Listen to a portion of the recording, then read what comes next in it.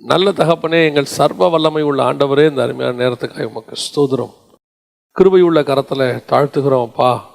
வந்தவர்கள் விரும்பினை திரும்பாதபடி ஆண்டவரே உம்முடைய வார்த்தையை பெற்றுக்கொண்டவர்களாக எதற்காக அழைத்து கொண்டு வந்தீரோ அதை தந்து அனுப்புவீராக ஆண்டவரே.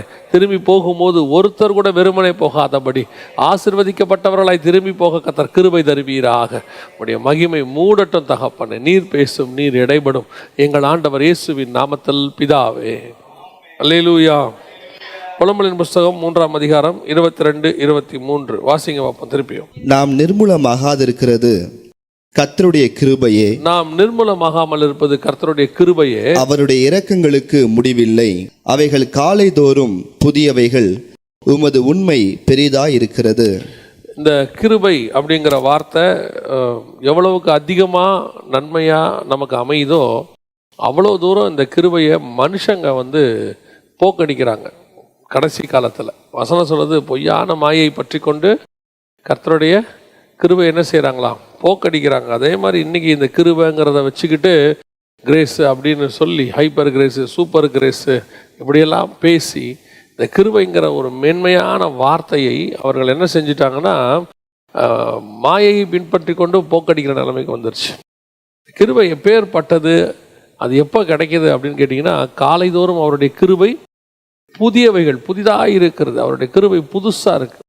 ஒவ்வொரு நாளும் இந்த காலை வேளையில் எதுக்காக அதிகாலையில் எழுந்திருக்கணும்னு சொல்கிறோம், எதனால் காலை வேளையில் காத்திருக்கிறோம்.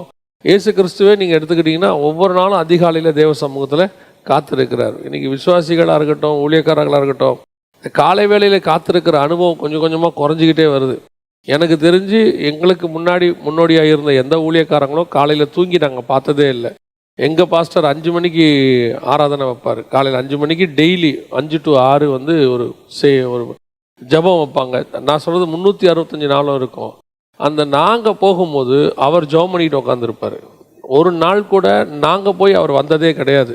நாங்கள் அங்கே போகும்போது அவர் ஜெபம் பண்ணிட்டு உட்காந்துருப்பார். அப்படின்னா அவர் எத்தனை மணிக்கு எழுந்திரிச்சிருப்பார் பாருங்க. அப்போது ஒரு பரிசுத்தவானை குறித்து கேள்விப்பட்டேன். அவர் காலையில் 3 மணிக்கு எழுந்திரிச்சாருன்னா 6 மணி வரைக்கும் முழங்கால நின்றுக்கிட்டே தான் இருப்பாராமா. அதாவது இந்த காலை தோறும் ஏன் இந்த காலையில் சிலர் இந்த ஜபத்தை ரொம்ப இழிவாக பேசுகிறவங்களாம் வந்துட்டாங்க. இந்த கடைசி காலத்தில் ஜபமே தேவையில்லைங்கிறவங்களாம் வந்த காலம் ஆகிப்போச்சு. சரியாக ஜபிக்க வேண்டிய அவசியம் இல்லைன்றது. ஆனால் இந்த காலை தோறும் அவருடைய கிருபை எப்படி இருக்கிறதா, புதிதாக இருக்குது. இந்த கிருபை காலையில் நமக்கு எந்த அளவுக்கு அது நம்மளை எப்படி இருக்குன்னா, வசனம் சொல்லுது, நாம் நிர்மூலமாகாமல் இருப்பது. பல நேரங்களில் நீங்கள் காலை வேளையில் கர்த்தருடைய சமூகத்தில் உட்கார்ந்துருப்பது.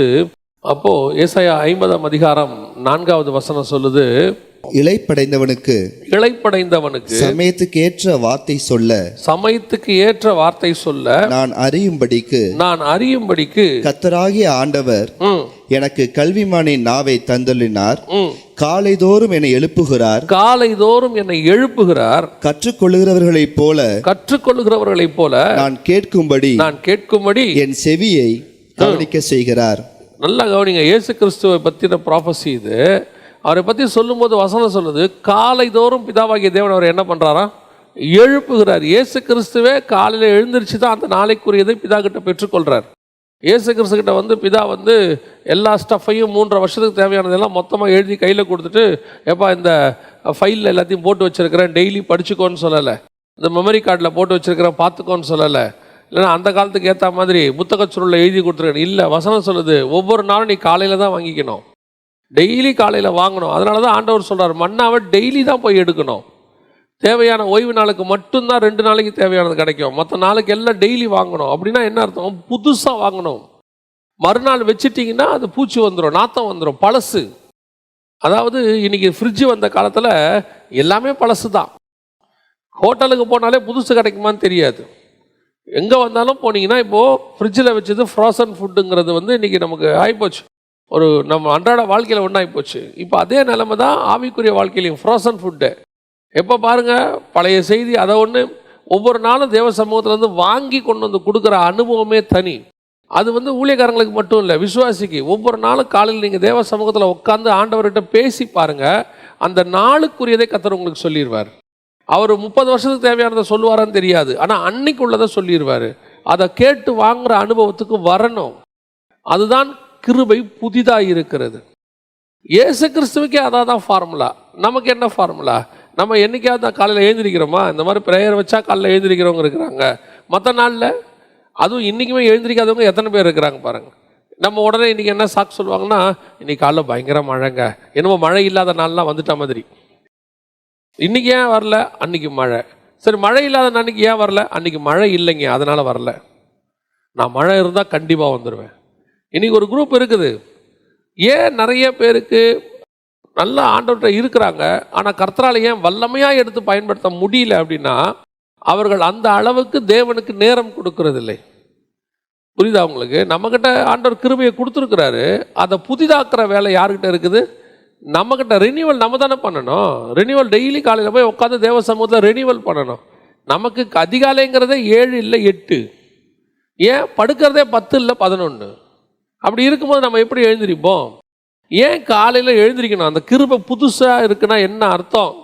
இந்த காலையில் எழுந்திரிக்க சொல்கிறாரு, அதுக்கு என்ன காரணம் அப்படின்னு கேட்டிங்கன்னா, சும்மா ஆண்டவர் எழுந்திரிக்க சொல்லலை.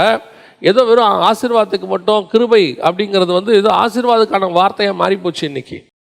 கிருபைங்கிறது ஒரு உலக பிரகாரமான ஆசீர்வாதத்தை பெற்றுக்கொள்ளுகிறதுக்கான ஒரு கீவேர்டு மாதிரி மாற்றிட்டாங்க. கிருபை காலைதோறும் ஏன் புதிதாக இருக்கிறது? ஏன் அது ஒரு இரக்கத்தை கொடுக்குது? நாம் நிர்மூலமாகாமலபடி அந்த கிருபை ஏன் காலையில் காப்பாற்றுது அப்படின்னா, வாசிங்க. ஒரு சில சம்பவங்களை நாம் வேதத்திலிருந்து வாசிக்க போகிறோம். வாசிங்க, ஆதியாகமத்தின் புஸ்தகம் 3ஆம் அதிகாரம் 8வது வசனத்தை வாசிங்க. பகலில் குளிர்ச்சியான வேளையிலே தோட்டத்தில் உலாவுகிற தேவனாகிய கர்த்தருடைய சத்தத்தை கேட்டார்கள். அப்பொழுது நல்ல போதும், நல்லா கவனிங்க. பகலில் குளிர்ச்சியான நேரத்தில் அப்படின்னு இருக்கு. பகலில் குளிர்ச்சியான நேரம்னா என்ன? எது பகலில் குளிர்ச்சியான நேரம்? அதாவது நீங்கள் நல்லா வாசித்து பாருங்க, அந்த வசனம் அவ்வளோ அழகாக இருக்கு. பகலில் குளிர்ச்சியான நேரம். பகலில் குளிர்ச்சியான நேரம் அப்படிங்கிறத எதை குறிக்கிறாங்க, யார் எந்த அடிப்படையில் செய்கிறாங்க அப்படின்னு பார்த்தீங்கன்னா, இந்த பகலில் குளிர்ச்சியான நேரங்கிறது காலையில் 3 மணிலேருந்து 6 மணி வரைக்கும் தான் பகலில் ஒரு நாட்டுக்கு குளிர்ச்சியான நேரம். அதாவது அந்த 24 மணி நேரத்திலேயே அந்த 3 மணி நேரம் தான் இருக்கிறதுலே the best 3 hours for that every country. எந்த நாட்டுக்குமே அந்த நாட்டோடைய 3 to 6.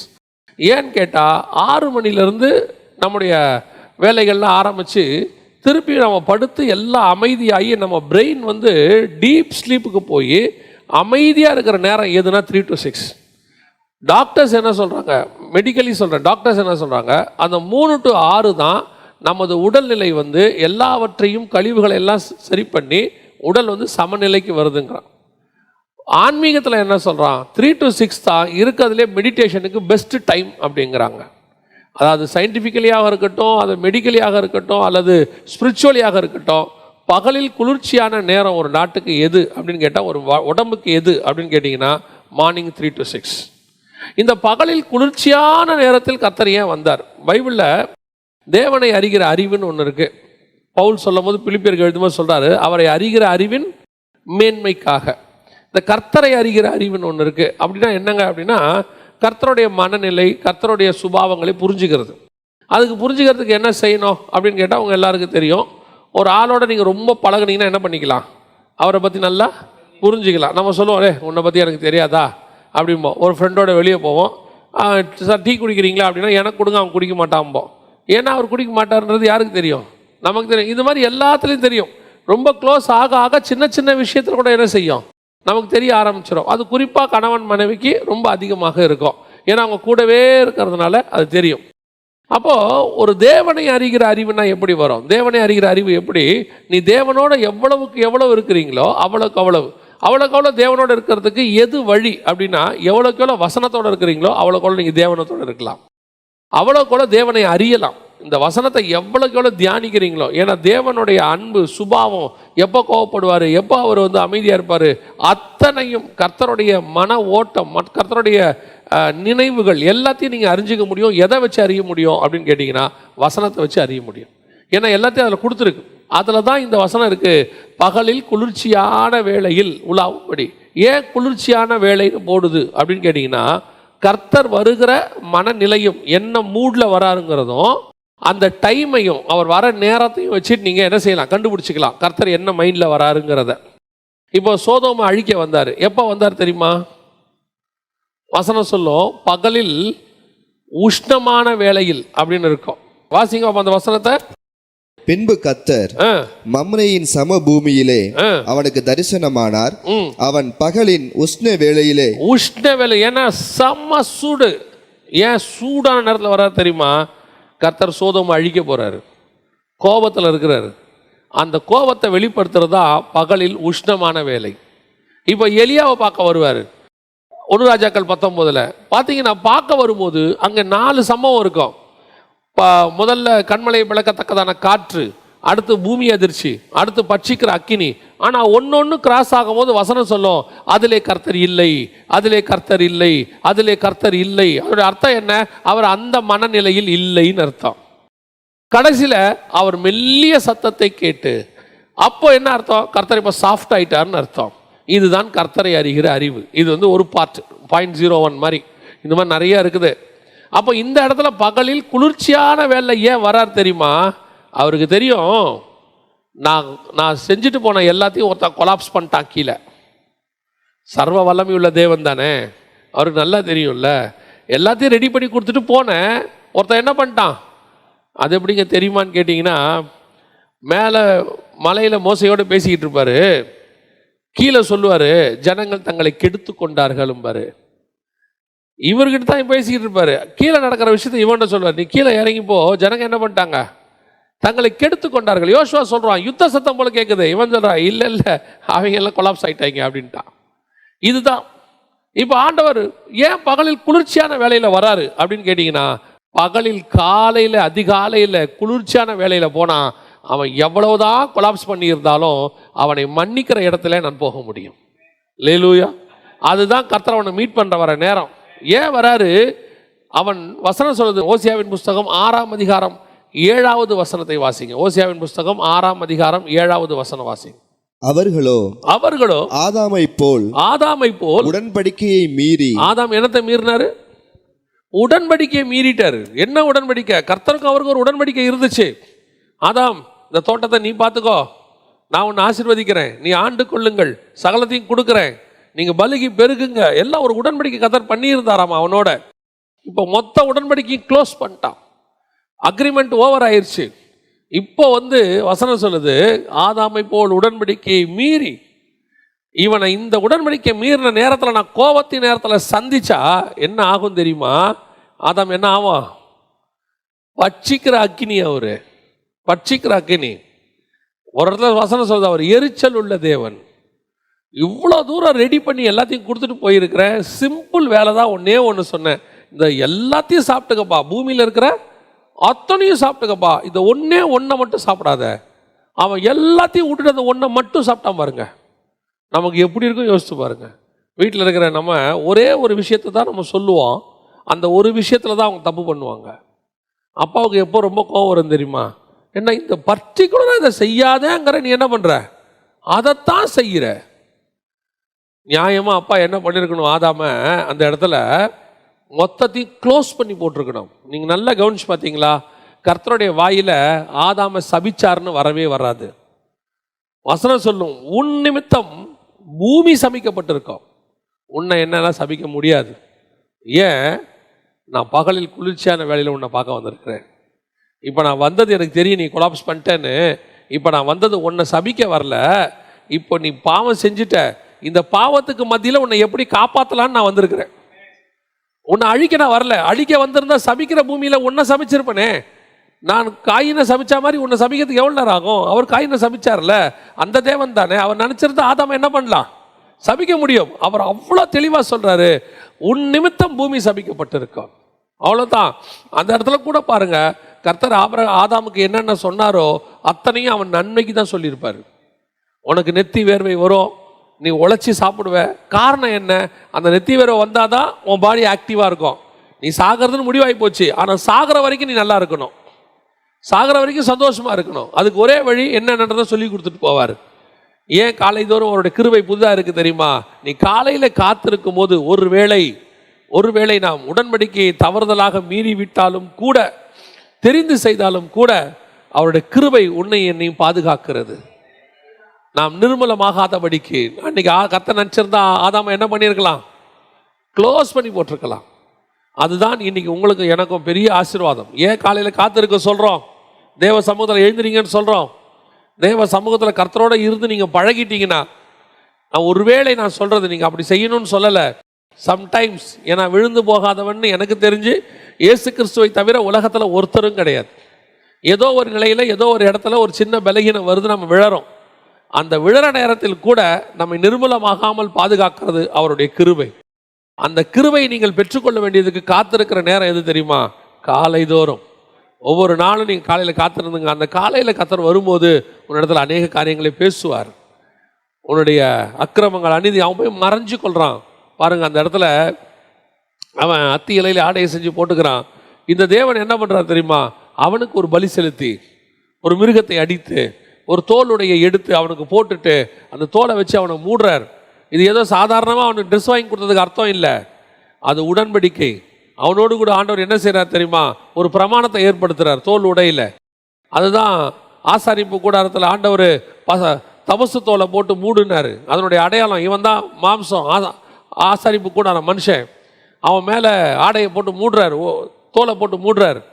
இதெல்லாம் எங்கே நடக்குது? கர்த்தருடைய சமூகத்தில் காலை தோறும் அவருடைய கிருபை புதிதாக இருக்கிறது. ஒருவேளை நீங்கள் பலவீனப்பட்டிருந்தால் என்ன பண்ணணும்னு தெரியல, எப்படி தேவ சமூகத்துக்கு போகணும்னு தெரியல, பல நேரங்களில் நமக்கு ஒரு கில்ட்டினஸ் இருக்குது, செஞ்சிடறோம், பாவத்தில் விழுந்துடுறோம். நான் இதுக்கப்புறம் என்ன செய்கிறது? சிலருக்கு அதுக்கப்புறம் ஆண்டவர் சமூகத்துக்கு போகிறதுக்கு அவனுக்கே வெக்கப்படுவான். வெக்கப்பட்டு என்ன பண்ணுவோன்னா ஆண்டவர்கிட்டே போக மாட்டான். அதுக்கப்புறம் ஜெபம் பண்ண மாட்டாங்க, பைபிள் வாசிக்க மாட்டாங்க, சர்ச்சுக்கு வர மாட்டாங்க. ஏன்னா அவங்க எதனால் வரலன்னு சும்மா உட்காந்து பேசினீங்கன்னா, நான் ஒரு பெரிய பாவம் பண்ணிட்டேங்க, இதோட எப்படிங்க சர்ச்சுக்கு வர்றது? நான் கேட்பேன், சர்ச்சுக்கு வராமல் வேறு எங்கே போய் அந்த பாவம் போகும்? சரி, ஆண்டவர்கிட்ட வரலன்னு வச்சுக்கோங்களேன், வேறு எங்கே போய் அதை தொலைப்பீங்க? அதுதான் யூதாஸுக்கும் பேதுருவுக்கும் இருந்ததான ஒரே வித்தியாசம். செஞ்சாச்சு பாவம், ரெண்டு பேரும் செஞ்சாச்சு, தொலைக்கிறதுக்கு ஒரு இடம் தான் இருக்குது. திருப்பி திருப்பி நீ எங்கே தான் வரணும்? எத்தனை தடவை விழுந்தாலும் அத்தனை முறையும் உன்னை காப்பாற்றுறதுக்கு ஒரு இடம் மட்டும்தான் இருக்குது. அந்த இடம் தேவ சமூகம் மட்டும்தான். ஏன்னா உனக்கு கில்ட்டியாக இருக்குதோ என்ன இருக்குதோ, நான் சொல்கிறேன், வெக்கப்பட்டுக்கிட்டு முகத்தை மூடிக்கிட்டாவது எலியா மாதிரி முன்னாடி நின்றுங்க, அது காப்பாற்றி விட்டுரும்.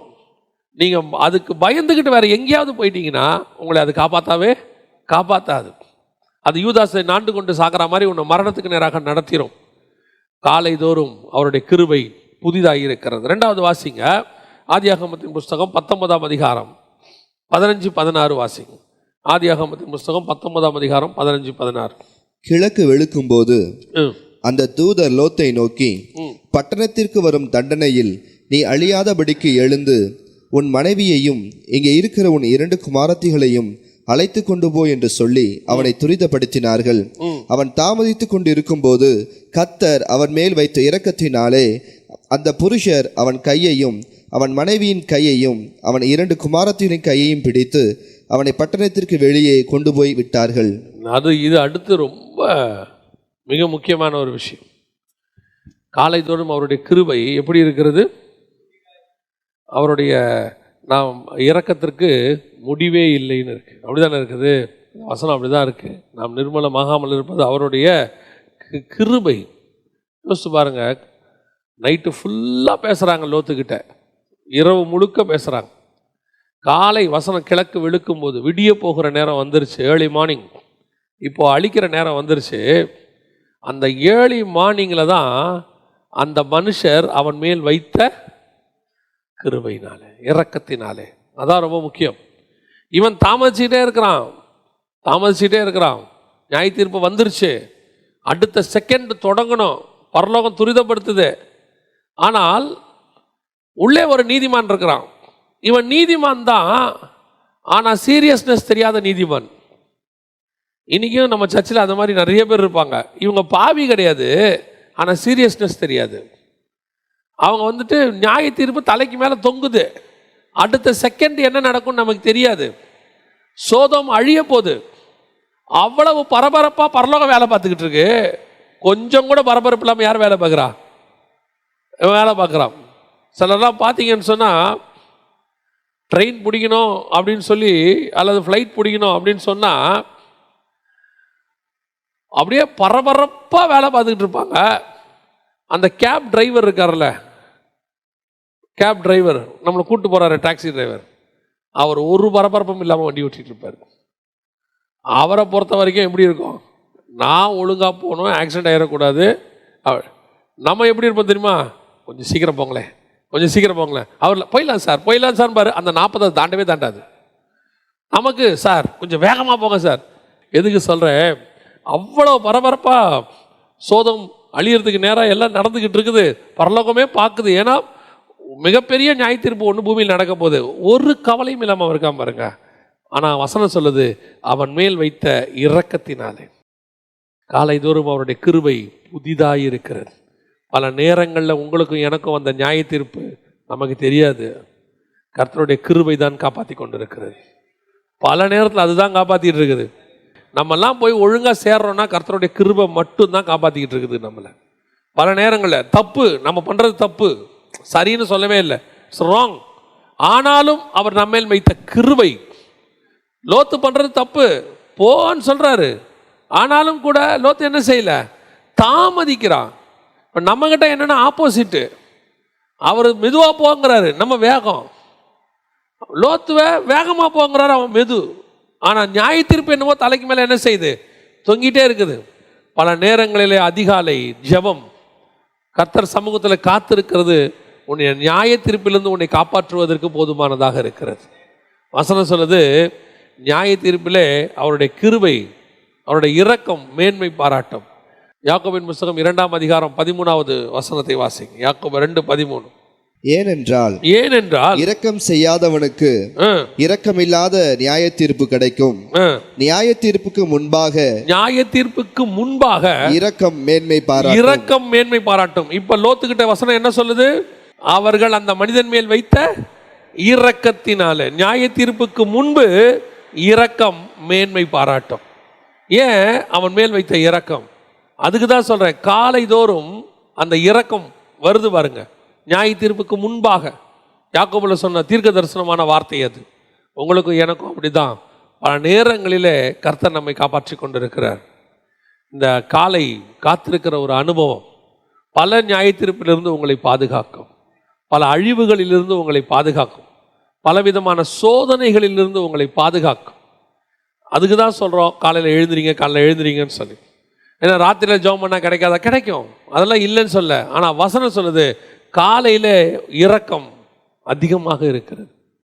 நம்முடைய வாழ்க்கையில் தேவன் நம்மளை நிர்மூலமாக்கணும்னு நினச்சிருந்தாருன்னா இங்கே ஒருத்தர் கூட உட்காந்துருக்க முடியாது. நான் ரட்சிக்கப்பட்ட பிறகே சொல்கிறேன், ஆண்டவரை ஏற்றுக்கொள்வதற்கு முன்பதாக விட்டுருங்க. ஆண்டவரை ஏற்றுக்கொண்ட பிறகு எத்தனை பேர் நம்ம அவருக்கு உண்மையாக எல்லா நாளும் இருந்திருக்கிறோம். 365 days 24/7 சொல்லுவாங்க. நம்ம எத்தனை பேர் அப்படி இருந்திருக்கிறோம் யோசித்து பாருங்க. ஆனால் இன்றைக்கும் நம்ம நிர்மூலமாகாமல் இருப்பது அவர் நம்மேல் வைத்த இரக்கம். அந்த இரக்கத்தை நீங்கள் பெற்றுக்கொள்வதுக்கு தான் காலைதோறும் ஜெபம். காலை ஜெபத்தில் காலைதோறும் காத்திருக்கிறதுல, அவரோடு கூட உறவாடுறதுல ஒரு 1 மணி நேரம் 2 மணி நேரம் நீங்கள் காத்திருக்கும் போது பலவிதமான ஆபத்துகளிலிருந்து உங்களை விடுவிக்கிறார். நமக்கே தெரியாது. லோத்துக்கு இவ்வளோ தெரியுமா, சோதம் இப்படி ஒரு அழிவை பார்க்கும்னு தெரியுமா? லைஃபுக்கு சோதம் இப்படி ஒரு பிரச்சனையை சந்திக்கும்னு யாருக்கு தெரியாது. ஏதோ நியாய தீர்ப்பு கொடுக்க போகிறாங்க போல அப்படின்னு அவன் நினைக்கிறான். ஆனாலும் கூட அவன் மேல் வைத்த இரக்கம், அவன் தாமதித்த போதும் அவன் மேல் வைத்த இரக்கம், நாம் தவறு செய்யும் போதும் பல நேரங்களில் அந்த இரக்கம் நம்மை காப்பாற்றி கொண்டு இருக்கிறது. அதுக்கு தான் காலையில் காத்திருக்கணுங்கிறது. ஒவ்வொரு நாளும் வேலைக்கு போகிறதுக்கு முன்னாடி நம்ம வேலைகள், நான் சொல்கிறது வெறும் ரோட்டில் போகிற ஆபத்தான வேலைகள் சொல்லலை. ஏன் சமீபத்தில் ஒரு மனுஷன், அவர் ஒரு ஆள் தான் பக்கத்தில் வேலை பார்த்துட்டு இருக்காரு. பக்கத்தில் இருந்த மிஷின் ரோபோட் என்ன பண்ணிடுச்சு தெரியுமா, அப்படியே கொண்டு போய் செவுத்தோடு வச்சு அவனை நசிக்கிருச்சு. திடீர்னு மிஷின் ஃபால்ட் ஆயிடுச்சு. ரோபோட்டு என்ன பண்ணிருச்சுன்னா, அதான் ஃபஸ்ட்டு ஒரு ரோபோட் மனுஷனை கொன்னது. யோசித்து பாருங்கள். வீட்டுக்கு ஆஃபீஸுக்கு போன மனுஷன், ஆபத்து இல்லாத வேலை, அவர் ஏதோ ஒரு பக்கம் வேலை பார்த்துக்கிட்டு இருக்கிறார். ஆனால் மனுஷன் வீட்டுக்கு திரும்பலை நைட்டு. இதுதான் நிலைமை இன்னைக்கு. ஒரு ரோட்டில் வெளியே போயிட்டு வீட்டுக்கு வர்றதுங்கிறது கர்த்தர் நம்மேல் வைத்த இரக்கம். நான் ஒரு முறை உண்மையிலே எனக்கு பயம் வந்த சம்பவம் என்னென்னா, நான் ஒரு இடத்துல நின்று பார்த்துக்கிட்டு இருக்கிறேன். ஆப்போசிட்டில் வண்டி இப்படி போயிட்டுருக்குது. ஆப்போசிட்டில் ஒரு 2 வீலர் போகுது. என் பக்கத்தில் இந்த பக்கம் ஆப்போசிட்டில் ஒருத்தர் ஒரு கடை இருக்குது, க்ளோஸ் பண்ணியிருக்கு, வாசலில் உட்காந்துருக்கிறார். போன வண்டி என்ன ஆச்சுன்னு தெரியல, அந்த ஆளுக்கு கண்ட்ரோல் போய் திரும்பி யூட்டர்ன் மாதிரி போட்டு வந்து இங்கே உட்காந்துருந்தவர் மேலே மோதிச்சு. அவர் மேலே ஃபால்ட்டே கிடையாது, ஓட்டுனவர் மேலேயும் ஃபால்ட்டு கிடையாது. ஆனால் இவர் உட்காந்துருக்காரு, திரும்பிட்டு வந்து அடிச்சிச்சு. அதை பார்த்தபோது உண்மையிலே ஒரு மனசுக்கு பயம் வந்துச்சு. நாம ஓரமாக கடை ஓரத்தில் பூட்டி இருக்கிற கடையில் வாசலில் உட்காந்துருக்காரு, எங்கேயோ போகிற வண்டி வந்து மோதுச்சு. அந்த வண்டி அந்த டைரக்ஷன்லேயும் வரல. நாமெல்லாம் வண்டிக்கு நேராக போன ஆள். எத்தனையோ தடவை வண்டிக்கு நேராக போய் கட்டடிக்கிறது, இப்படி போகிறது அப்படி போகிறது, கிராஸ் பண்ணும்போது ஃபோன் பேசிக்கிட்டே கிராஸ் பண்ணுறது, எவ்வளவோ செஞ்சு. இதெல்லாம் தப்பு, சரின்னு சொல்லலை, ராங். ஆனால் ஏதோ ஒரு இரக்கம் உங்களையும் என்னையும் காப்பாற்றி கொண்டு வந்து உட்கார வச்சிருக்குது. நாம் நிர்மூலமாகாமல் இருப்பது அவருடைய கிருபை. அதாவது நாம் தப்பு செய்கிறோம், கர்த்தர் காப்பாற்றுறாரு, நம்ம அதை மாற்றி எடுத்துக்கிறோம், கர்த்தர் காப்பாற்றுறாரு தப்பு செய்யலான்னு இல்லை. பல நேரங்களில் கர்த்தருடைய இரக்கம் நம்மை காப்பாற்றி கொண்டு இருக்கிறது. அல்லேலூயா. காலைதோறும் அவருடைய இரக்கம் பெருசாக இருக்கு. அதிகாலையில் நியாய தீர்ப்புக்கு கூட கர்த்தர் நம்மளை என்ன செய்கிறாராம், தப்பு வைக்கிறார். மூன்றாவது வாசிங்கள், ஆதியாகமத்தின் புஸ்தகம் 32வது அதிகாரம் 24, 26, 24 முதல் 26 வரை வாசிங்க. தெரிஞ்ச சம்பவம் தான், ஆனால் அதில் ஒரு மிக முக்கியமான விஷயம் இருக்கு. வாசி. யாக்கோப்பு பிந்தி தனித்திருந்தான். அப்பொழுது ஒரு புருஷன் பொழுது விடியும் அளவும் அவனுடனே போராடி அவனை மேற்கொள்ளாததைக் கண்டு அவனுடைய தொடை சந்தை தொட்டார். அதனால் அவருடனே போராடுகையில் யாக்கோப்பின் தொடை சந்து சுளுக்கிற்று. அவர், நான் போகட்டும், பொழுது விடுகிறது என்றார். அதற்கு அவன், நீர் என்னை ஆசீர்வதித்தால் ஒழிய உம்மை போக விடேன் என்றான். நல்லா கவனிங்க. இப்போ பொழுது விடியும் போது நடக்கிற ஒரு சம்பவம் இது. காலையில் ஏர்லி மார்னிங் நடக்கிற ஒரு சம்பவம், நம்ம எல்லாருக்கும் தெரிஞ்ச ஒரு சம்பவம். இதில் என்ன ஸ்பெஷாலிட்டி இருக்குது அப்படின்னு கேட்டிங்கன்னா, கர்த்தர் யாக்கோபை காலையில் ஆசீர்வதிக்கவே வரல. கர்த்தர் என்ன செய்யலை, ஆசீர்வதிக்கவே வரல. அவர் இருக்கிற வரைக்கும் அவங்ககிட்ட ஆசீர்வதிக்கிறேன்னு பேசவே இல்லை. அவர் பாட்டுன்னு புறப்பட்டு என்ன செஞ்சிட்டாரு, காலைல ஏர்லி மார்னிங் ஆகும்போது அவர் பாட்டுன்னு புறப்பட்டு போக்குறாரு. அவர் எதுக்கு வந்தார்னா, காலையில் வரப்போகிற ஏசாவை குறித்து இவன் என்ன பண்ணிகிட்டு இருக்கிறான், பயந்துட்டு இருக்கிறான். கம்ஃபர்ட் பண்ண வந்தார். பயப்படாத, நான் இருக்கிறேன், ஒன்றும் பண்ண மாட்டான் ஏசான்னு சொல்கிறதுக்கு தான் வந்தார். இந்த பையன் அதுக்கு முன்னாடியே பயங்கரமான பிளான்லாம் பண்ணுறான். அவனுக்கு ஆஃபரிங்கெல்லாம் முன்னாடியே அனுப்பி விட்டு, கிஃப்டெல்லாம் அனுப்பி விட்டு எல்லாம் பண்ணுறான். ஆனாலும் இவனுக்கு என்ன வரல, சமாதானம் வரல. அப்புறம் மனைவிகள் பிள்ளைகளை ஒரு பக்கமோ, மற்ற மறுமணியாட்டிகள்லாம் இன்னொரு பக்கமும் வச்சு என்னென்னவோ பண்ணுறான். அவனால் முடிஞ்ச வரைக்கும் எல்லாம் செய்கிறான். செஞ்சும் இவனுக்கு என்ன வரல, சமாதானம் வரல. இப்போ அவர் எதுக்கு வந்தார் அப்படின்னு கேட்டிங்கன்னா, அவனை சமாதானப்படுத்தி, சரி யாக்கோபு இருக்கட்டும், ஒன்றும் பயப்படாத, ஏசா அவனை ஒன்றும் பண்ண மாட்டான்னு சொல்கிறதுக்கு தான் வந்தார். ஆனால் இவனை ஆசீர்வதிக்கிற பிளான் அவருக்கு அந்த இடத்துல இல்லை. என்னங்க அப்படி சொல்கிறீங்க, நீங்கள் கூட இருந்தீங்களான்னு? இல்லை, கர்த்தர் உண்மையிலே அந்த இடத்துல கர்த்தர் அவனை ஆசீர்வதிக்கிற பிளான் இல்லை. ஏன் அப்படி சொல்கிறோம் அப்படின்னு கேட்டிங்கன்னா, வாசிங்க, அதே ஆதியாகமத்தின் புஸ்தகம் 35ஆம் அதிகாரம் 9, 10 வாசிங்க பார்ப்போம். யாக்கோப்பு பதான் அராமிலிருந்து வந்த பின்பு தேவன் அவனுக்கு மறுபடியும் தரிசனமாகி. இப்ப நல்லா கவனிங்க, மறுபடியும் தரிசனம். இப்ப வந்து யாக்கோபு கேட்கல, இங்க நான் உங்களை பார்க்கணும்னு கேட்கல. அவன் பதாம் அராமிலிருந்து வந்து நார்மலா இருக்கான். பதாம் அராமிலிருந்து வந்த போது கர்த்தர் அவனுக்கு மறுபடியும் தரிசனமாகி அவனை ஆசீர்வதித்து. இப்ப கேட்டான், அவன் 32 தான் கேட்டான், ஆண்டவரே நீர் என்னை ஆசீர்வதித்தாலே உம்மை நான் விடமாட்டேன்னு சொல்றான். ஆனா அந்த இடத்துல அவனை ஆசீர்வதிக்கணுன்றது அவர் பிளானே இல்லை. அவர் சொல்றார், நீ என்னை உடியாங்கிறாரு. கடைசியா நீர் ஆசீர்வதித்தால் ஒழிய உம்மை நான் விடமாட்டேன் சொன்ன பிறகு, உன் பேர் என்ன, இஸ்ரவேல், நான் உன்னை ஆசீர்வதிக்கிறேன்ட்டு போயிட்டார். அவ்வளவுதான், வேற எதுவுமே சொல்லலை. நான் உன்னை ஆசீர்வதிக்கிறேன், மனுஷனோடும் தேவனோடும் போராடி மேற்கொண்டாயே அப்படின்னு சொல்லிட்டு போயிட்டார். ஆனா இங்க பாருங்க, 10ஆம் ராமையில் வந்து கர்த்தர் மறுபடியும் அவனுக்கு தரிசனமாகி, வாசிங்க, அவனை ஆசீர்வதித்து இப்பொழுது உன் பேர் யாக்கோப்பு, இனி உன் பேர் யாக்கோப்பு என்னப்படாமல் இஸ்ரவேல் என்று உனக்கு பேர் வழங்கும் என்று சொல்லி. இப்ப இத அவர் எங்க பண்ணிட்டாரு, 32லயே பண்ணிட்டாரு. அவன் கேட்டதுக்கு அது சொல்லிட்டாரு. ஆனா 35ல திருப்பி இவரே வந்து சொல்றாரு, இனி உன் பேர் யாக்கோபு எனப்படாமல் இஸ்ரவேல் எனப்படும். வாசிங்க, தொடர்ந்து வாசிங்க. இஸ்ரவேல் என்று உனக்கு பேர் வழங்கும் என்று சொல்லி அவனுக்கு இஸ்ரவேல் என்று பெயரிட்டார். பின்பு தேவன் அவனை நோக்கி, நான் சர்வ வல்லமையுள்ள தேவன், நீ பலுகி பெருகுவாயாக. இதெல்லாம் அங்க சொல்லவே இல்லை பாருங்க.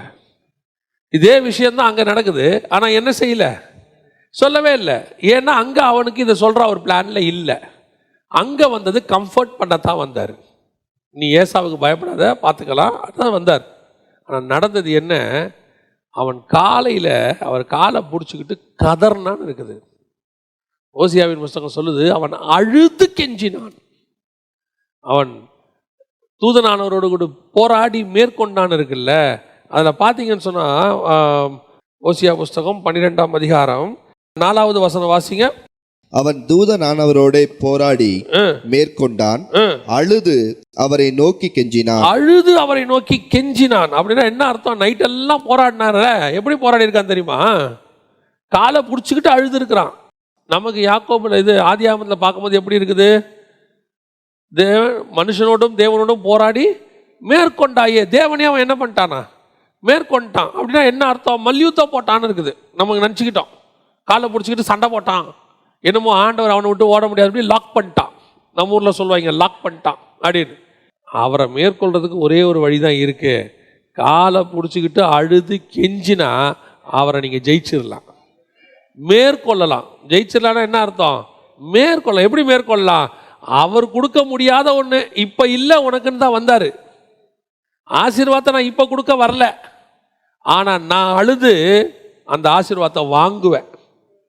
நீர் கொடுக்க வரல, நான் வாங்குவேன். ஆனால் என்னால் வாங்க முடியும். என்ன யாக்கோபு விட? அதெல்லாம் விட முடியாது. சில பசங்களுக்கும் சரி சகோதரிகளுக்கும் சரி ஒரு ஒரு வெப்பன் வச்சிருக்கிறாங்க, ஒரு ஆயுதம். என்ன தெரியுமா? பேசி பார்ப்பாங்க, அடுத்து அழுது பார்ப்பாங்கல்ல, அழுது சாதிப்பாங்க, சாதிச்சிருவாங்க. பேசி நடக்காதத அழுது சாதிப்பாங்க. அது பெண் பிள்ளைகள் இருக்கு பாருங்க, பெண் பிள்ளைகள் அப்பா கிட்ட சாதிக்கிறது, அது ஒன்றும் பேசாது. ஃபஸ்ட்டு வந்து கேட்கும், டேடி இப்போ முடியுமா முடியாதா அப்படின்னு. அப்பா சொன்னார் முடியாது. அந்த முகம் மாறும் பாருங்க, அவ்வளோ சீக்கிரம் இவர் முகமும் மாறும், அப்படியே சோகமாகும். இவருக்கு வேலைக்கே போக மனசு வராது. இப்போ என்ன, ஏன் இப்படி உட்காந்துருக்கீ நீ? ஒன்றும் இல்லை, அவ்வளோதான், சரி போ, கதை முடிஞ்சு. அழுது சாதித்தான். நிறைய பேர் அப்படி இருக்காங்க. அதில் ஃபஸ்ட்டு நம்பர் 1 ஆள் யாருன்னா பைபிளில் யாக்கோபு தான் சொல்லி கொடுத்தது இந்த உலகத்துக்கு. நீங்கள் அவர்கிட்ட நீங்கள் பேசியெல்லாம் வாங்க முடியாது. என்ன, நீங்கள் வந்து அவர்கிட்ட பேசி அற்புதமாக வசனம் பேசி ஏசாயா இப்படி சொல்லுகிறதே, உடன்படிக்கை அப்படி சொல்லுதே அப்படின்னா அவருடைய போராண்டு போயிடுவார்.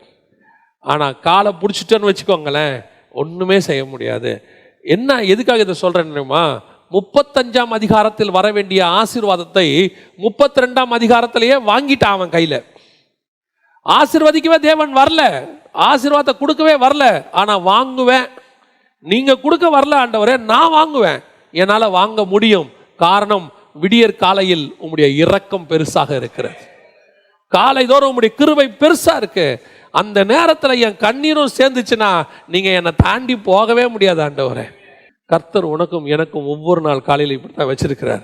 உனக்கு ஒருவேளை ஆசீர்வாதம் இல்லை என்றாலும் கூட, அது பின்னாடி வருகிறதா இருந்தாலும் கூட, உன்னால் போராடி தேவனிடத்தில் வாங்க முடியும். அதுக்கு இதுதான் யாக்கோபு வச்சிருக்கிறது. எவ்வளோ பெரியதான ஒரு விஷயம் பாருங்க. அதாவது நம்ம படிக்கிறதுக்கு சாதாரணமாக இருக்கு, வானத்தையும் பூமியும் உண்டாக்கின தேவனை மனசை மாத்திராம பாருங்க. அவன் வானத்தையும் பூமியும் உண்டாக்கின தேவனுடைய மனசை கரையா பண்றான் பாருங்க.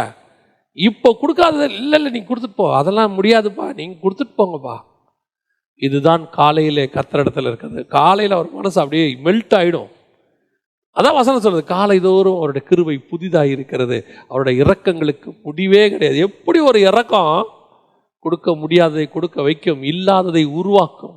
காலையில் கர்த்தர் உன்னை ஆசீர்வதிக்கவே ஆசீர்வதிப்பார். இதான் கர்த்தர் உனக்கு எனக்கு வச்சிருக்கிறது. இவ்வளோ மேன்மையை ஏழை மார்னிங்கில் கர்த்தர் வச்சிருக்கிறார். என்னைக்காவது நம்ம எவ்வளோ மிஸ் பண்ணுறோம் பாருங்க. நீங்கள் ஏழை மார்னிங் காத்திருந்தீங்கன்னா திரும்பி வரும்போது சக்ஸஸோட தான் வெளியே வருவீங்க. அதான் உண்மை. காலை சமூகத்தில் போய் உக்காந்துட்டீங்கன்னா ஒரு 1 hour உட்காந்துட்டு அவர் சமூகத்தில் இல்லைல்லப்பா, எனக்கு இன்றைக்கி இது மாதிரி பிரச்சனை இருக்குது, இன்றைக்கி இவ்வளோ இருக்குது, இவ்வளோ சொல்லியிருக்காங்க, நீங்கள் எனக்கு செஞ்சால் தான்ப்பா விடுவேன்னா, செய்கிறேன் போன்னு ஒரு வார்த்தை அவர் வாயில் வந்துட்டா போதும். அதுக்கப்புறம் எதை பற்றியுமே கவலைப்பட வேணாம். அந்த நாள் முழுவதும் தைரியமாக இருக்கலாம். ஏன், சொன்னது ஆண்டவர் செய்வார். எனக்கு நான் எப்பவுமே அப்படி தான் வச்சுருக்கிறேன்.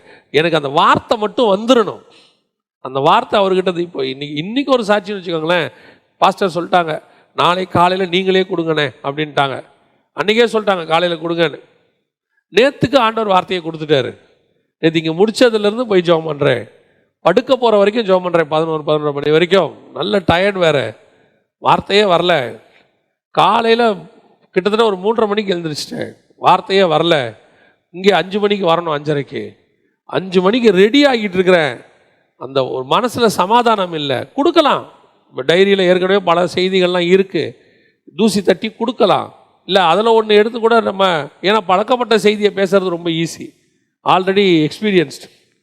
ஆண்டவரே ஒரு வார்த்தை ஏதோ ஒன்று, நம்ம ரொம்ப நாள் கழிச்சு அந்த சர்ச்சுக்கு போகிறோம், உங்ககிட்ட ஒரு வார்த்தை வந்தால் அது ஜனங்களுக்கு பேசும். ஏதோ நம்ம ஃபில்ஃபில் பண்ணிட்டு போகிறதில்ல 45 நிமிஷம். 5 மணிக்கு கர்த்தர் ஒரு வார்த்தையை கொடுக்குறாரு, காலை தோறும் அவருடைய. நான் நினச்சிக்கிட்டேன் காலையில் நைட்டு கேட்டப்போ கொடுக்காத ஆண்டவர் காலையில் கொடுக்குறாரு பாருங்க. காலையில் வாங்கிடலாம் அவர்கிட்ட இருந்து, காலையில் என்ன செஞ்சிடலாம், வாங்கிடலாம். காலையில் 3:30 மணிலேருந்து கேட்டுக்கிட்டே இருக்கிறோம். 5 மணிக்கு சரி இந்த வார்த்தையை கொண்டு போய் கொடு. இப்போ நமக்கு முழு சந்தோஷம். எவ்வளோ மழை அடிக்குது, ஒன்றும் கவலை கிடையாது, வார்த்தை கிடச்சிருச்சு, அவ்வளோதான் சந்தோஷம். இதுதான் ஆசீர்வாதம். பல நேரங்களில் வராததை கூட உங்களால் வர வைக்க முடியும். பல நேரத்தில் நீங்கள் யோசிக்கிறீங்க தெரியுமா, இது எனக்கு வராது, கிடைக்காது, சான்ஸே இல்லைன்னு. ஆண்டவர் சொல்கிறாரு, காலையில் என் சமூகத்துக்கு வா, நீ அவர் சமூகத்தில் உட்காந்து அழுது அவர் இருதயத்தை கரைச்சி, என்னடா இது உனக்கு தானே, சரி உனக்கு தான் போ அப்படின்றவர். அல்லேலூயா. கடைசியாக காலையில் என்ன நடக்குது சொல்லிவிட்டு நாம் ஜெபம் முடிக்கலாம். வாசிங்க மத்தேயு சுவிசேஷம் 28ஆம் அதிகாரம் 1-2 வசனங்களை வாசிங்க. ஓய்வு நாள் முடிந்து வாரத்தின் முதலாம் நாள் விடிந்து வருகையில் மகதலேனா மரியாளும் மற்ற மரியாளும் கல்லறையை பார்க்க வந்தார்கள். அப்பொழுது பூமி மிகவும் அதிரும்படி கர்த்தருடைய தூதன் வானத்தில் இருந்து இறங்கி வந்து வாசலில் இருந்த கல்லை புரட்டி தள்ளி அதன் மேல் உட்கார்ந்தான். யோசித்து பாருங்களேன், விடிந்து வருகையில், ஏர்லி மார்னிங், காலையில் இருட்டோட. இன்னொரு காஸ்பல்ல இருக்குது, இருட்டோட காலையில் ஏர்லி மார்னிங். எங்கே ஓடுறாங்க, கல்லறைக்கு ஓடுறாங்க. ஓடும்போது வசனம் சொல்லுது, ஒரு தூதன் இறங்கி கல்லை புரட்டி போட்டார். இப்போ இயேசு கிறிஸ்து 3 நாள் முன்னாடியே, 3 நாள் இரவும் பகலும் பூமியின் வயிற்றில் இருப்பார். 3 நாள் இரவும் பகலும் இருந்துட்டார். இது அந்த ஓய்வு நாள் முடிஞ்சு அந்த வாரத்தின் முதலாம் நாள் அப்படின்னு இருக்குது. அந்த விடிந்து வருகையில் 3 days ஓவர், வியாழன் வெள்ளி சனி முடிஞ்சிருச்சு. ஞாயிற்றுக்கிழமை காலையில், நம்ம புரிதலுக்காக சொல்கிறேன், ஞாயிற்றுக்கிழமை ஏர்லி மார்னிங் போகும்போது வசனம் சொல்லுது, இயேசு அந்த என்னைக்கு சிலுவையில் அறையப்பட்டாரோ அன்னைக்கே காவலுள்ள ஆவிகளுக்கு போய் பிரசங்கம் பண்ண போயிட்டார் கீழே. நீங்கள் நினைக்கக்கூடாது 3 நாளும் டெட் பாடியாக கிடந்தார், ஒன்றும் பேச்சு மூச்சு இல்லாமல் இருந்தார், இயேசு கிறிஸ்துக்கு ஒரு வேலையும் இல்லை, நல்லா ஹாயாக 3 days ரெஸ்ட் எடுத்தார். இல்லை, வசனம், இன்று நீ என்னோடு கூட பரதீசியில் இருப்பாய். ஜீவனுள்ள ஒரு தேசம் அது, அங்கே போயிட்டாரு. இவனை கொண்டு போய் விட்டுட்டு போகிறதுக்கு முன்னாடி இந்த காவலுள்ள ஆவிகளுக்கெல்லாம் பிரசங்கத்தை பண்ணி அவங்களையும் பிக்கப் பண்ணி, வாங்க நம்ம எல்லாம் போவோம். யார், மேல் பாதாளத்தில் இருக்கிற பழைய ஏற்பாட்டு பரிசுத்தவான்கள் எல்லாரையும் கூட்டிகிட்டு பாரடைஸுக்கு போயிட்டு அந்த வேலையெல்லாம் முடிச்சு இப்போ இயேசு 3ஆவது நாள் வரார். வரும்போது பார்த்தீங்கன்னா இயேசு இன்னும் படுத்து இருந்து விட்டு வரல, இயேசுவும் உள்ள வேலை பார்த்து தான் இருந்திருக்கிறார். ஆனால் வசனம் சொல்லுது, 3ஆம் நாள் விடிந்து வருகையில் கல்லறை திறக்கப்பட்டது, பூமி அதிரும்படி கல்லறை திறக்கப்பட்டது. வசனம் என்ன இருக்கு, வானத்தில் இறங்கி வாசந்த கல்லை புரட்டி தள்ளி அதன் மேல் உட்கார்ந்தான். இதோட அர்த்தம் என்ன தெரியுமா, அதுக்கு முன்னாடி உள்ள அத்தனை காரியத்தையும் கர்த்தர் பூசாக்க போறார். பழையவைகள் எல்லாம் ஒளிஞ்சு போகுது, நியூ விஷயத்தை ஸ்டார்ட் பண்றார். நியூ கவனன்ட், புதிய உடன்படிக்கையை ஸ்டார்ட் பண்ண போறார். பாவ மன்னிப்புக்கு பிறகு பூமி புதுசா இன்னைக்கு தொடங்குது. புரியுதா? ஏதோ சாதாரணமான விஷயம் இல்லை. 4000 வருஷத்தினுடைய பாவத்தை அன்னைக்கு சுமந்து தீர்த்து முடிச்சிட்டார் இயேசு. Everything over. இப்போ புது பூமி பிறக்குது. எப்படி? நல்லா கவனிங்க. எப்படி முதல் 2000 வருஷத்துல தண்ணியில பூமியை கழுவுனார் ஆண்டவர். புரியுதா? கழுவி நியூ புதுசா பூமி அன்னைக்கு ஸ்டார்ட் ஆகிற மாதிரி. அது நோவா காலத்தில் பேழையிலேருந்து வெளியே வந்து, நோவா பேழையை விட்டு வெளியே வந்து புது பூமியை ஸ்டார்ட் பண்ணுற மாதிரி. அது இப்போ இயேசு கல்லறையிலேருந்து வெளியே வந்து புது பூமியை ஸ்டார்ட் பண்ணுறாரு. ஏன்? அப்போ தண்ணியால் கழுவினாரு, இப்போ ரத்தத்தால் கழுவி முடிச்சிட்டார். நியூ கவர்னன்ட் ஸ்டார்ட் ஆகுது. எப்போ ஸ்டார்ட் ஆகுது தெரியுமா? விடிந்து வருகையில், ஏர்லி மார்னிங். முதல்ல வாசிச்சோம், காலையில் வரும்போது ஆதாம் உடன்படிக்கையை மீறினான். அந்த உடன்படிக்கையை ஆண்டவர் மன்னித்து அவனை அழிக்காம வச்சுக்கிட்டார். ஆனா இங்க அதிகாலை விடிந்து வருகையில், அதே குளிர்ச்சியான வேளையில் அவன் மீறின உடன்படிக்கையை கர்த்தர் புதிதாக்கி விட்டார். நியூ கவர்னன்ட். இவர் தான் 2ஆம் ஆதாம். புரியுதா? அவன் தோட்டத்திலிருந்து செஞ்ச தப்ப இவர் கெத்சமனே தோட்டத்திலிருந்து கல்வாரிக்கு போய் புதுசாக்குறார். விடிந்து வருகையில் நியூ கவர்னன்ட், புது பூமி கர்த்தர் புதிதாக்கி நம்ம கையில் கொடுத்தார். அதுக்கு முன்னாடி இருந்தது வேறு, அதுக்கப்புறம் இருக்கிறது வேறு. அந்த செப்பரேஷனை குறிக்கிறதா விடிந்து வருகையில். உங்களுக்கும் எனக்கும் ஆண்டவர் அப்படிதான் ஒவ்வொரு நாள் காலையிலையும் புதிதான காரியத்தை வச்சிருக்கிறார். காலை தோறும் அவருடைய கிருபை, அதுதான் புது கவர்னன்ட். காலையில் ஓப்பன் ஆச்சு புது கிருபை. இது வரைக்கும் இருந்த காலை அல்ல, இது வேறு விதமான காலை. இந்த காலையில் கர்த்தருடைய பழைய மரணத்தை ஒழிச்சிட்டார், உன் பழைய பாவத்தை ஒழிச்சிட்டார், உன்னுடைய சாபங்களை ஒழிச்சிட்டார், உன்னுடைய கட்டுகளை ஒழிச்சிட்டாரு. இப்போ எல்லாமே புதுசு, நியூ. அது எப்போ கிடைக்கும் தெரியுமா? காலையில் தான் கிடைக்கும். அப்போ ஆண்டவர் சொல்கிறாரு, அந்த காலையில் போகிற மகதலேனா மரியாளுக்கு தான் அது கிடச்சிச்சு. பாருங்க, பேதுரு அப்போஸ்தலர், யோவான் அப்போஸ்தலர், 11 அப்போஸ்தலர் எல்லாரும் சொல்லுவாங்க, கர்த்தர் யாருக்கு தரிசனமானார்? முதல்ல மகதலேனா மரியாளுக்கு தரிசனமானார். மகதலேனா மரியாள் வீட்டில் இருந்து கர்த்தர் போய் மகதலேனா மரியாளை வீட்டில் பார்த்தாரா, இல்லை மகதலேனா மரியாள் கல்லறைக்கு வந்ததுனால கர்த்தர் மகதலேனா மரியாளை பார்த்தாரா? கல்லறைக்கு வந்ததுனால அவர் முதல் தரிசனம் மகதலேனா மரியாளுக்கு கொடுக்கணுங்கிறதல்ல, முதல்ல பார்க்க வந்தது அதனால தான் அவரை பார்த்தா. இப்போ மகதலேனா மரியாளுக்கு முதல்ல காலங்காத்தால பேதுரு வந்திருந்தா, அப்போ கர்த்தருடைய நோக்கம் மகதலேனா மரியாளுக்கு தான் கொடுக்கணும் இல்லை, கர்த்தருடைய நோக்கம் யார் என்னை காலையில் தேடி வருகிறானோ அவனுக்கு தான் என் முதல் தரிசனம். அது காட்ஸ் பிளான். மகதலேனா மரியாள் என்பது ஒரு சபை, ஸ்திரீக்கு அடையாளம். எந்த சபை காலைதோறும் காத்திருக்கிறதோ அந்த சபை கர்த்தரை காலையிலே பார்க்கும். காத்திருக்கிற சபை விடிந்து வருகையில், ஏர்லி மார்னிங். இயேசு உயிர்த்தெழுந்தாரா இல்லையா தெரியாது. இப்ப நாங்க வந்தது செத்த உடம்புக்கு சுகந்த வர்க்கத்தை போடத்தான் வந்தோம். நாங்க வந்தது பழசா ஏதாவது ஒன்று கிடைக்கும் தான் வந்தோம். நாங்க வந்தது இன்னும் பெருசா எதிர்பார்த்து வரல.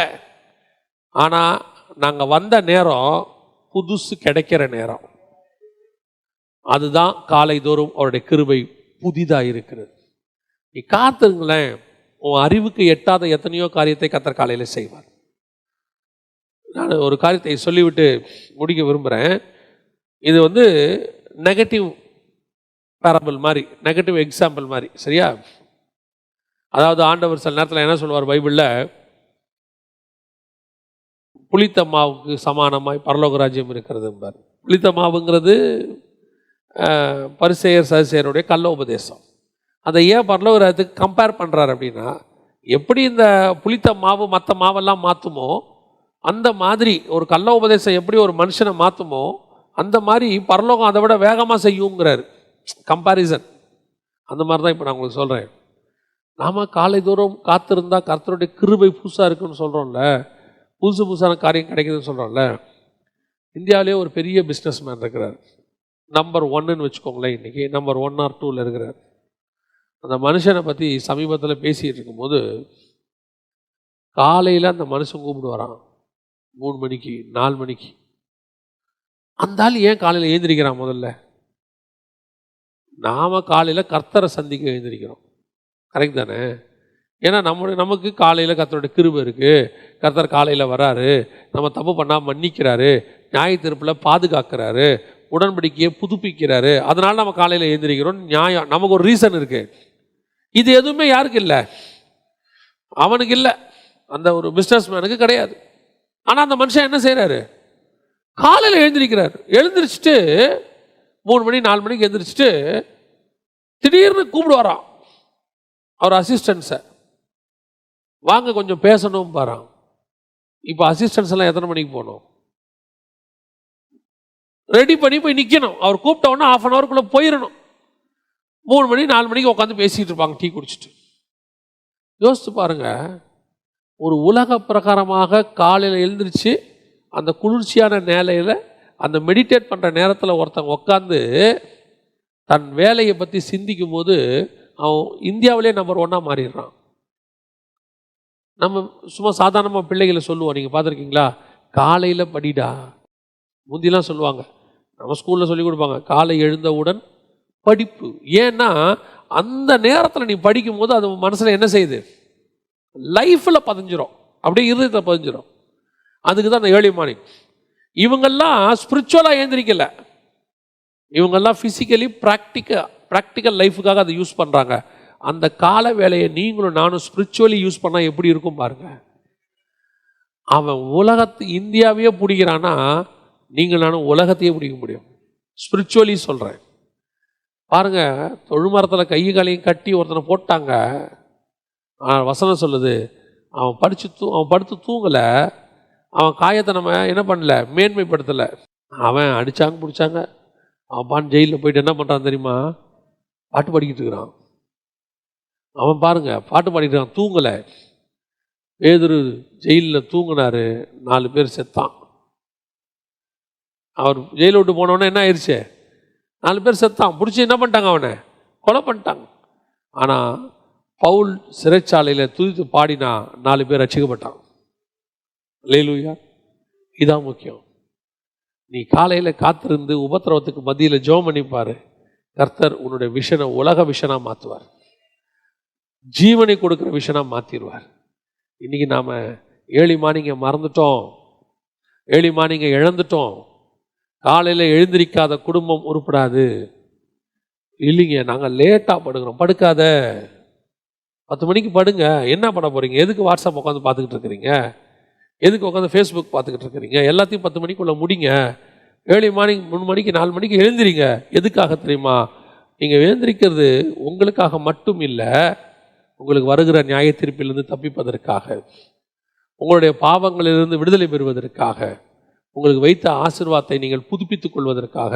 You can get the new கவர்னன்ட், புது உடன்படிக்கையை தேவனிடத்தில் பெற்றுக்கொள்வதற்காக ஆண்டவர் சொல்கிறார், காலை வேளையிலே நீ காத்திரு, அவருடைய கிருபை காலைதோறும் புதிதாக இருக்கிறது. நம்ம ஜெபம் பண்ண போகிறோம் தேவ சமூகத்தில். எல்லா கண்களை மூடுவோமா. நன்றி ஆண்டவரே, கோடான கோடி ஸ்தோத்திரம் அப்பா. காலைதோறும் உம்முடைய கிருபை புதிதாக இருக்கிறது ஆண்டவரே. Thank you Jesus. நன்றி ஆண்டவரே, உமக்கே மகிமை மகிமை மகிமை மகிமை. நம்ம சாராள் நவரஞ்சம்மா அழகாக ஒரு பாட்டு பாடுவாங்க, காலைதோறும் இன்ப ஜெபத்தியானமே, கருணை பொற்பாதம் காத்திருப்பேன், அதிகாலையில் அறிவை உணர்த்தி தேவன் என்னோடு கூட பேசுவார் அப்படின்னு சொல்லி. இது ஏசாயா 50:4 வச்சு தான் அந்த பாட்டே, இயேசு கிறிஸ்துவை பற்றின பாட்டு தான் அது. அதிகாலையில் அறிவை உணர்த்தி. உங்கள் பிள்ளைகளை காலையில் எழுந்திரிக்க வைங்க, எழுப்புங்க. 5 மணி 5:30 மணிக்கு பிள்ளைகளை எழுப்புங்க. 6 மணிக்கு மேலே தூங்குறது சரியே கிடையாது. குடும்பத்தில் முந்தியெல்லாம் சில ஆவிக்குரிய குடும்பங்களில் போய் பார்ப்போம், காலைல 4 மணிக்கு கணவன் ஒரு பக்கம் மனைவி ஒரு பக்கம் ஜெபம் பண்ணிக்கிட்டு இருப்பாங்க. ஜெபம் பண்ணிட்டு வந்து பிள்ளைகளை எழுப்புவாங்க, எழுந்திரிச்சு பைபிள் வாசிங்க சொல்லுவாங்க. இன்னைக்கு குடும்பமே தூங்குது. You have so many reason. எனக்கு உடம்பு சரியில்லை, மழை பெய்யுது, கொஞ்சம் பலவீனமாக இருக்குது, நைட்டு கொஞ்சம் வேலை டைட் ஆயிடுச்சு. இந்த ரீசனை பவுல் சொல்லி இருந்தா அன்னைக்கு அந்த சிறைச்சாலை குடும்பம் தப்பிச்சிருக்குமான்னு பாருங்க. அடிச்சு அவனை தொங்க விட்டுருக்காங்க, சாதாரணமா இல்லை. ஆனா அவன் தூங்கலை பாருங்க. நைட்டு நாளை காலையில் எங்க அண்ணன் என்னை கொல்லுவானோங்கிற பயம், நைட்டு தூக்கம் வரல பாருங்க அவனுக்கு. காலையில வரைக்கும் தேவனோட போராண்டி கிடைக்காத ஆசீர்வாதத்தை வாங்கிட்டான் பாருங்க. அது அன்னைக்கு கிடைக்க வேண்டிய ஆசீர்வாதமே கிடையாது, ஆனா அவன் வாங்கிட்டான். அந்த தேவன் உங்களுக்கும் எனக்கும் அதே மாதிரி வச்சுட்டு காத்துக்கிட்டு இருக்கிறாரு. நீங்க வாங்க முடியும் அந்த ஆசீர்வாதத்தை. உனக்கு இல்லாத ஆசீர்வாதமா இருந்தாலும் காலையில நீ காலை பிடிச்சிட்டு கதறினா கர்த்தர் கொடுப்பார், கொடுக்காம போக மாட்டார். உனக்குரியதை கர்த்தர் தருவார். நம்ம ஜெபம் பண்ணுவோமா ஆண்டவர்கிட்ட, ஆண்டவரே என்னை ஆசீர்வாதத்தால் ஒழிய உம்மை நான் விட மாட்டேன் ஆண்டவரே. எனக்கு என்ன வச்சிருக்கீங்களோ அதை கொடுங்கப்பா. ஆண்டவரே, என்னுடைய அக்கிரமங்கள் அதிகம் ஆண்டவரே, ஒரு விஷயம் என்னை மன்னிச்சிடுங்கப்பா. ஆண்டவரே, பகலில் குளிர்ச்சியான நேரத்தில் வந்தா சாக வேண்டிய என்னை கூட நீங்கள் மன்னிச்சு விட்டுருவீங்க ஆண்டவரே. நான் காலையில் காத்திருக்கிறேன்ப்பா. தீர்மானம் எடுங்க. இனி எவ்வளோ வேலை என்னவா இருந்தாலும் சரி, ஒருவேளை நீங்கள் வேலை பலுவில் நைட்டு லேட்டாக படுத்தாலும் சரி பரவாயில்ல, ஒரு அரை மணி நேரமாக தேவ சமூகத்தில் நின்றுடுங்க. காலையில் 5 மணிக்கு மேலே தூங்குற விசுவாசி நல்லதில்லை, 4 மணிக்கு மேலே தூங்குறது ஊழியனுக்கு நல்லதில்லை. நீ தேவ சமூகத்தில் 4 மணிக்கு 3 மணிக்கு நின்றுட்டினா பாரு, உனக்கு டிஃபரன்ஸ் தெரியும், ஒரு பெரிய மாற்றம் தெரியும்.